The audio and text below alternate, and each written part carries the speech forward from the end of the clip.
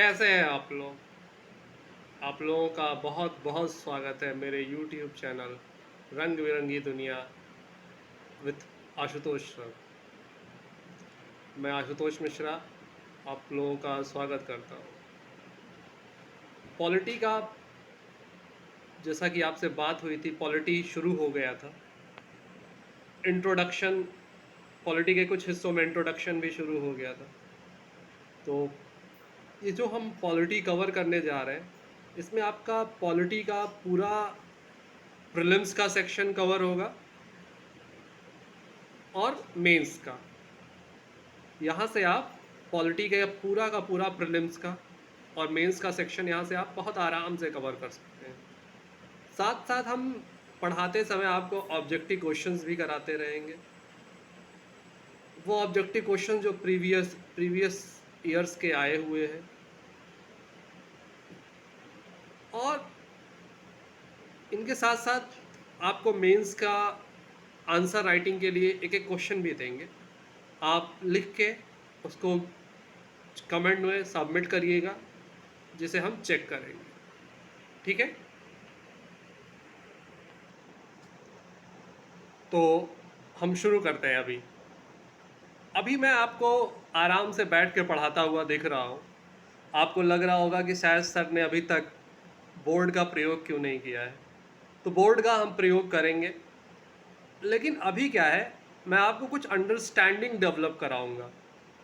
लोग पढ़ते हैं, सेलेक्ट हो जाते हैं, लेकिन बेसिक अंडरस्टैंडिंग उनके अंदर थोड़ा सा प्रॉब्लम रहता है, तो आपको वो समझने की ज़रूरत है। जैसे अगर हम बात करें कि ये कॉन्स्टिट्यूशन क्या है, what you mean bye constitution, तो सोचिए, बताइए।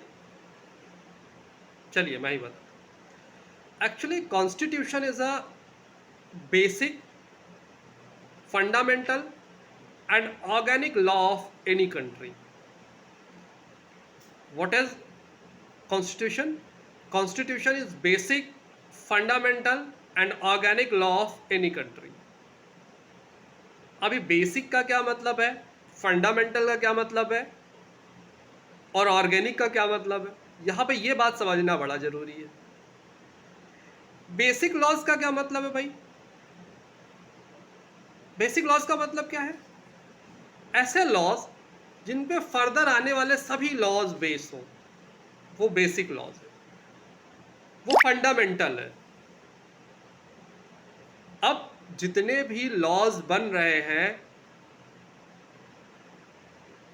कॉन्स्टिट्यूशन के लागू होने के बाद, वो कॉन्स्टिट्यूशन पे ही तो बेस है। उनका एक्सप्लेनेशन कॉन्स्टिट्यूशन से ही तो किया जा रहा है। जैसे अभी सिटीजनशिप अमेंडमेंट एक्ट आया, ट्रिपल तलाक का कानून आया, ऐसे बहुत सारे कानून जिनका बेसिक्स क्या है, किसके आधार पे उन्हें बनाया जा रहा है? कॉन्स्टिट्यूशन के आधार पे।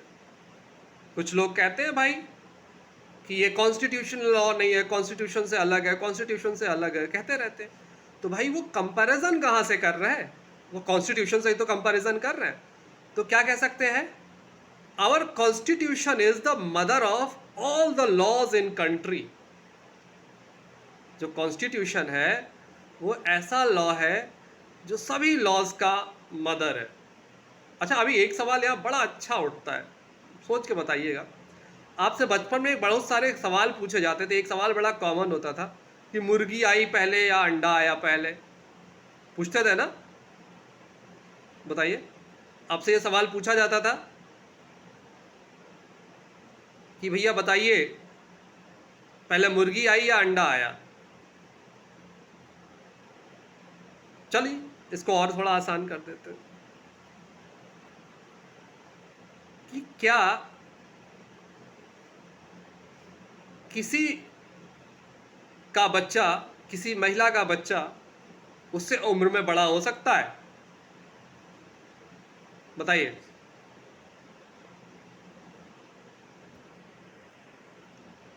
तो आपका जवाब होगा नहीं।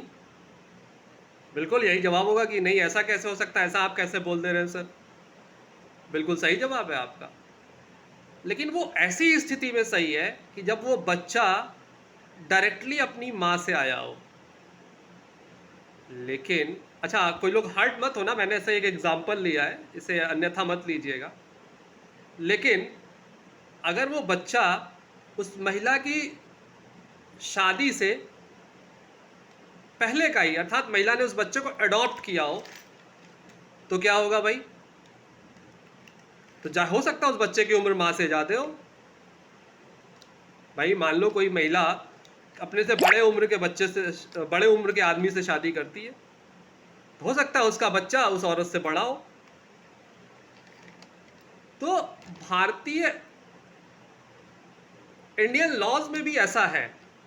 जैसे जो हमारा आईपीसी है, इंडियन पीनल कोड के जो लॉज हैं वे 1860 के हैं, जबकि हमारा जो कॉन्स्टिट्यूशन लिखा गया वो 26 नवंबर 1950 का है। तो उम्र में उससे बड़े हैं कि नहीं है? अब आप इसे अच्छा कहें, भला कहें, बुरा कहें, लेकिन अभी अभी अभी भी बहुत सारे ऐसे लॉज हैं जो पहले से चलते चले आ रहे हैं। अभी अब अगर हम आगे कॉन्स्टिट्यूशन पढ़ेंगे तो आप देखेंगे कि बहुत सारे ऐसे लॉज हैं जो डायरेक्टली वहीं से लिए गए हैं।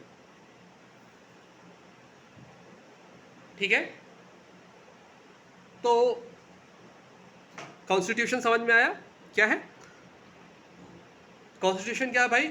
It's a basic, fundamental and organic law. अच्छा, अभी ऑर्गेनिक वाला वर्ड बचा हुआ है। What you mean by organic? Organic mean क्या है आपका? Meaning of organic is living. Living, living, living, living मतलब समझते हैं क्या? जो जिंदा हो। और how you will know this thing is living और नॉन लिविंग? भाई अगर किसी चीज में कुछ चेंज आता है तो वो लिविंग है, नहीं तो पत्थर रख दो जितना बड़ा है, कहीं छुपा के उतना ही बड़ा रहेगा, नॉन लिविंग ऑब्जेक्ट। लेकिन लिविंग ऑब्जेक्ट्स में क्या है? वो चेंज होगा समय के साथ। और हाँ, हमारा कॉन्स्टिट्यूशन समय के साथ साथ चेंज भी हुआ है। तो आप लोग बताइए अब तक कितनी बार चेंज हुआ हमारा कॉन्स्टिट्यूशन आज़ादी के बाद से? भाई बताइए कितनी बार चेंज हुआ है?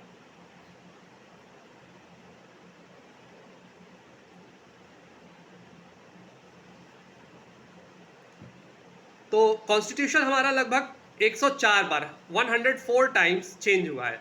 यानी 104 amendments in constitution have been done approx till now. Correct? How many amendments? Approx 104। तो भैया अगर उसमें चेंज हो रहा है, it mean it's organic. It is changing, then it's organic. सही है?